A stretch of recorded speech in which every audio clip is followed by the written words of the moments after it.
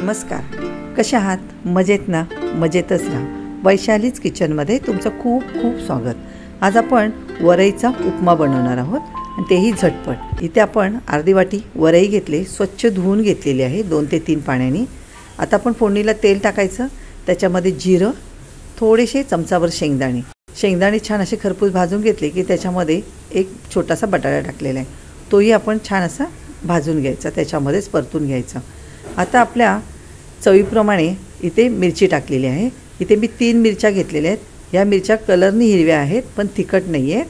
छान असं परतून घेतलं की त्याच्यामध्येच आपण धुतलेले वरईचे तांदूळ आहेत ते टाकून घ्यायचे. तर त्याच्यावरतीच चवीनुसार मीठ टाकलेलं आहे आणि छान असं परतून घ्यायचं तेल सुटेपर्यंत. इथे मस्त परतून झालेले आहेत. वरून इथे कढीपत्ता टाकला आहे. आता उपासाला तुम्हाला जर जिरा आणि कढीपत्ता चालत नसेल तर स्किप केलं तरी चालेल. आता अर्धी वाटी आपण वरई तांदूळ घेतले, त्याच्यामध्ये 1 वाटी मी पाणी टाकलेलं आहे. सर्व मिक्स करून घ्यायचं. ते सर्व मिक्स झालेलं आहे. आता छान अशी उकळ आलेली आहे बघा. आता इथे उकळ आल्यानंतर मस्तपैकी आपण आता झाकण ठेवून वाफ काढून घेऊया. इथे 5 ते 7 मिनिटामध्ये छान वाफ निघाली आणि आपला वरईचा उपमा तयार झालेला आहे. झटपट होणारा उपमा आहे आणि परतून घेतल्यानंतर प्रत्येक दाणा त्याचा मोकळा झालेला आहे. अशा पद्धतीने आपण झटपट उपमा करू शकतो. व्हिडिओ आवडला तर लाईक करा, शेअर करा. थँक्यू.